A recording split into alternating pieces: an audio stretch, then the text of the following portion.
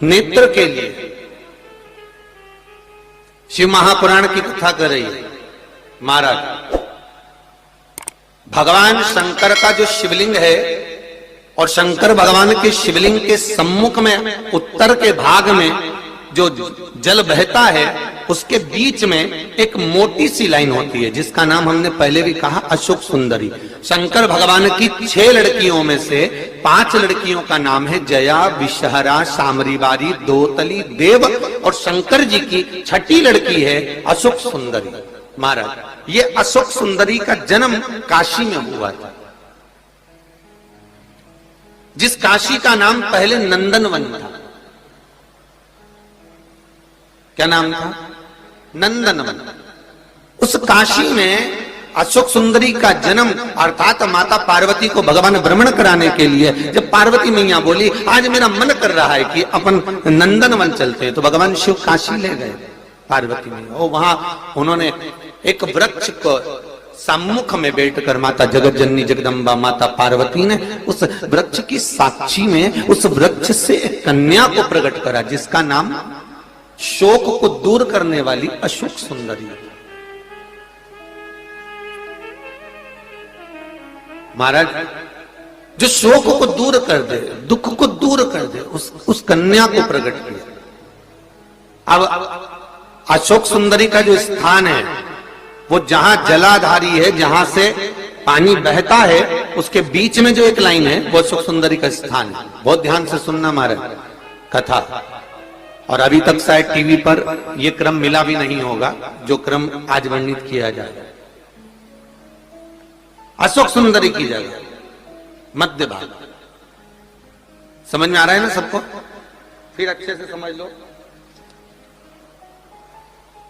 ये शिवलिंग, ठीक है, ये जलाधारी जहां से पानी नीचे गिरता है, ये दोनों पूरा गोल भाग, यहां से पानी नीचे जा रहा है, तो इसके बीच में जहां से पानी जाता है उसके बीच में जो स्थान है वो अशोक सुंदरी का स्थान है, शिव जी की बेटी का स्थान। अब शंकर जी की जो बेटी का मध्य भाग में स्थान है अशोक सुंदरी का, वहां पर आपको शहद की 7 बिंदी रखना है। और जो ये शिवलिंग रखा है, इस शिवलिंग के तुम पीछे की ओर बैठे हो, यहां बैठे हो ना दक्षिण में, तो यहां बैठे हो, तो पीछे का जो शिवलिंग का भाग है इस पे आपको चंदन का लेपन करना है।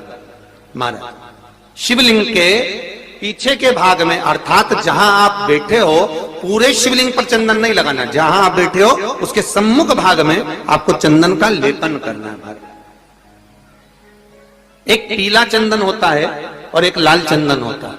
लाल चंदन कभी आप किराने वाले की दुकान पर जाएंगे तो वहां पर आपको लाल चंदन प्राप्त हो जाएगा। आपको जो लेपन करना है वो लाल चंदन का लेपन करना है।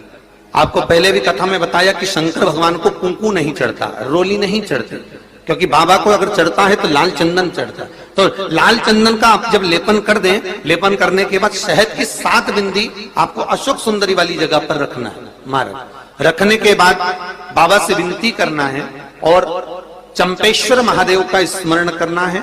चंपेश्वर महादेव का स्मरण कर कर हाटकेश्वर महादेव का नाम लेकर बिंदी को लगाना है।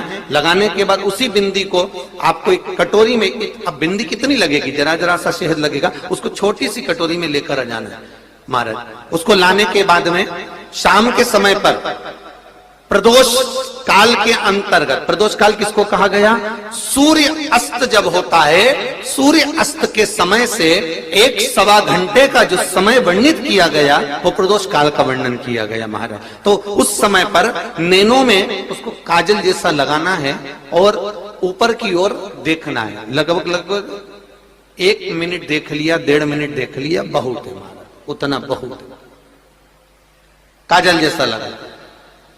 एक कटोरी में जो तुमने चंदन लगाया है उस चंदन को निकाल कर लाना है और आंखों के नीचे भाग में उसको समर्पित करना है। महाराज ये 2-3 चीजों में काम आता है। एक तो नेत्र की ज्योति बढ़ाने के लिए, जो चश्मे वाले नंबर हैं उसको उतारने के लिए। दूसरा, नेत्रों के नीचे जो कालापन आ जाता है उसको मिटाने के लिए इसका प्रयोग किया जाता है। महाराज तीसरा, इस शहद का प्रयोग नारी के जो रजो धर्म से जुड़ी हुई तकलीफें होती हैं, नारी के रजो धर्म से जुड़ी हुई जो प्रॉब्लम होती है उसमें भी ये शहद काम आता है। महाराज इस शहद का केवल प्रदोष काल के समय इसको चाट लिया जाता है, तो उससे भी नारी के जो रजो धर्म से जुड़े हुए प्रॉब्लम होती है उसमें भी उसको अंतर जाता है। तो हाटकेश्वर महादेव और दूसरा जम के बोलिए